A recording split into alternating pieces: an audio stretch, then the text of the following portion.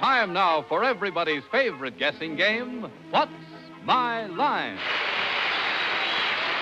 First, the popular columnist whose voice of Broadway appears in papers from coast to coast, Miss Dorothy Kilgallen. Besides being a TV star on CBS's Emmy Award-winning game show, What's My Line?, Dorothy Kilgallen was a Pulitzer Prize-nominated newspaper columnist read by millions and a crack investigative reporter who covered high-profile criminal trials. No wonder the New York Post called her the most powerful female voice in America. Ernest Hemingway said she was one of the greatest women writers in the world, and famed attorney F. Lee Bailey stated, "Dorothy was a very good reporter of criminal cases, the best there was." At 52, Kilgallen, who broke the glass ceiling, balancing her careers with motherhood, had it all: fame, fortune, and family.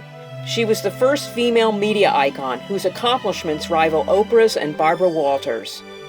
Dorothy, if you had to be confined to one job of the many that you do, which would it be? I think that I would have to settle for my first love and my true love, the newspaper business. It still has me and always will, I think, I hope. In late 1963, Kilgallen began investigating the biggest case of her career, the JFK assassination. She said that this would be the case of a lifetime, that she would prove who assassinated the president.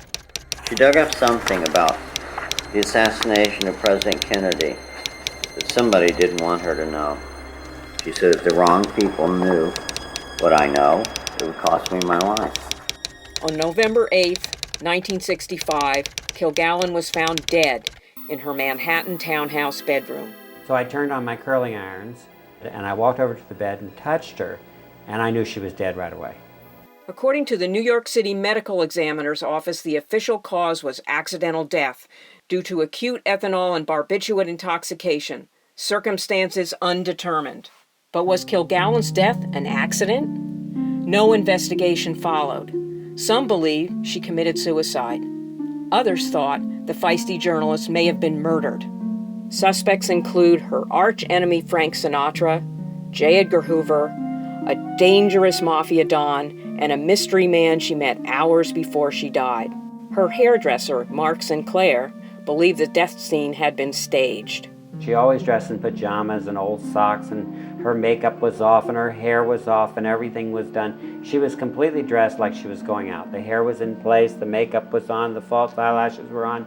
No doubt exists that Dorothy Kilgallen was scared during the final days of her life.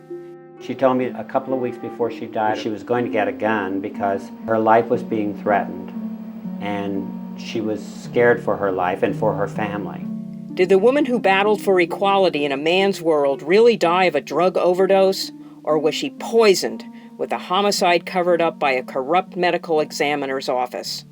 Most important, did Dorothy Kilgallen receive the justice she deserved? Newly discovered smoking gun evidence renders a shocking verdict in former USA Today and CNN legal analyst Mark Shaw's whodunit murder mystery, The Reporter Who Knew Too Much. Available December 2016 from Post Hill Press, wherever books are sold. Distributed by Simon & Schuster.